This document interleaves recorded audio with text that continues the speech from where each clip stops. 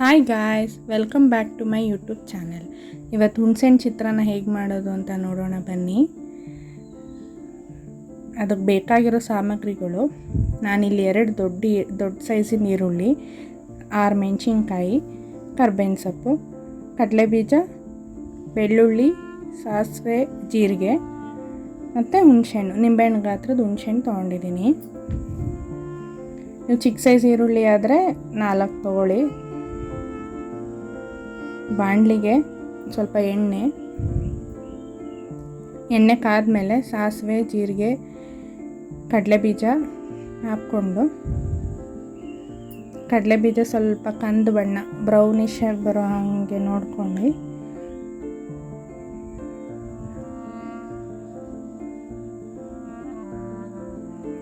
Brownish ಆದಮೇಲೆ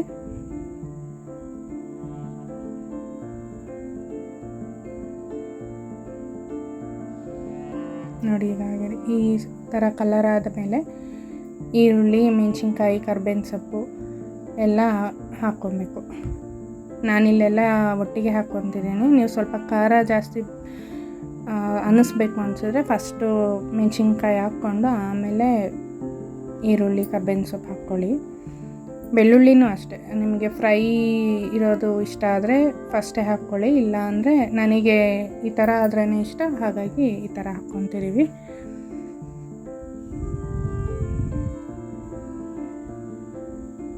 ನಾನಿಲ್ಲಿ 6 ಜನ 7 ಜನಕ್ಕೆ ಆಗೋಷ್ಟು ಒಟ್ಟು 2 ಹೊತ್ತು ಆಗೋ ಹಾಗೆ ಮಾಡಿದ್ದೀನಿ. ಈ ಗೊಜ್ಜು ಎತ್ತಿಡ್ಕೊಬೋದು, 4 ದಿವಸ ಇರುತ್ತೆ.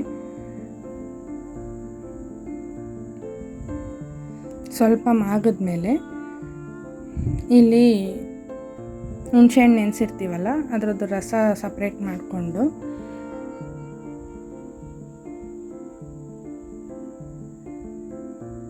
ಅದು ಈರುಳ್ಳಿ ಸ್ಮೆಲ್ಲೆಲ್ಲ ಹೋಗುತ್ತಲ್ಲ, ಆವಾಗ ಈ ಸೋಸ್ಕೊಂಡಿರೋ ಹುಣಸೆಹಣ್ಣು ರಸನ ಅದಕ್ಕೆ ಹಾಕ್ಕೊಬೇಕು.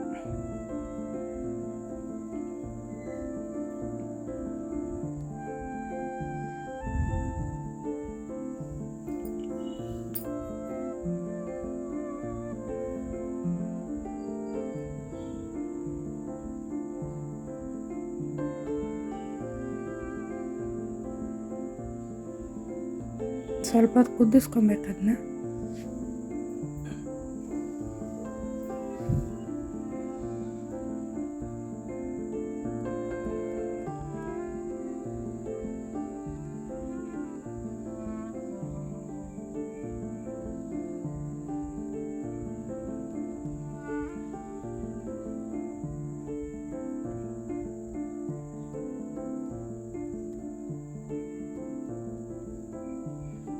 ನಾನು ಇನ್ನೊಂದು ಸ್ವಲ್ಪ ಹುಣಸೆಹಣ್ಣು ಹಾಕ್ಕೊಂಡಿದ್ದೀನಿ.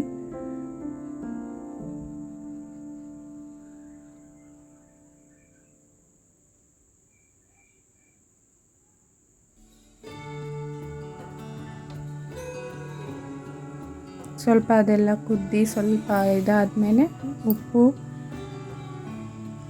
ಅರಿಶಿನ ಮತ್ತು ಸಾಂಬಾರು ಪುಡಿ, ಧನಿಯಾ ಪುಡಿ ಅಥವಾ ಸಾಂಬಾರು ಪುಡಿ ಯಾವುದಾದ್ರೂ ನಡೆಯುತ್ತೆ,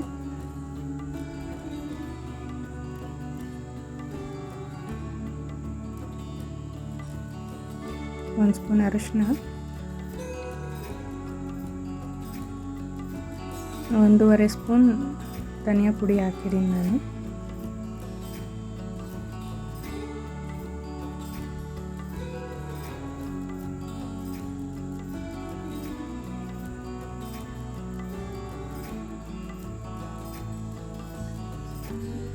ಇಲ್ಲಿಗ ನೀವು ಕಾಯಿ ತುರಿ ಮತ್ತು ಕೊತ್ತಂಬರಿ ಎರಡೂ ಹಾಕ್ಕೊಬೋದು. ನಾನು ಕಾಯಿ ತುರಿ ಹಾಕಿಲ್ಲ. ಕಾಯಿ ತುರಿ ಹಾಕಿದ್ರೂ ಚೆನ್ನಾಗಿರುತ್ತೆ, ಸ್ವಲ್ಪ ಗಟ್ಟಿ ಬರುತ್ತೆ. ಸ್ವಲ್ಪ ಬೆಲ್ಲ ಹಾಕಿದ್ದೀನಿ ನಾನು, ಕಪ್ಪು ಹುಣಸೆಹಣ್ಣು ಹುಳಿ ಇರುತ್ತೆ ಜಾಸ್ತಿ ಅಂದ್ಬಿಟ್ಟು ಸ್ವಲ್ಪ ಬೆಲ್ಲ ಹಾಕಿದ್ದೀನಿ.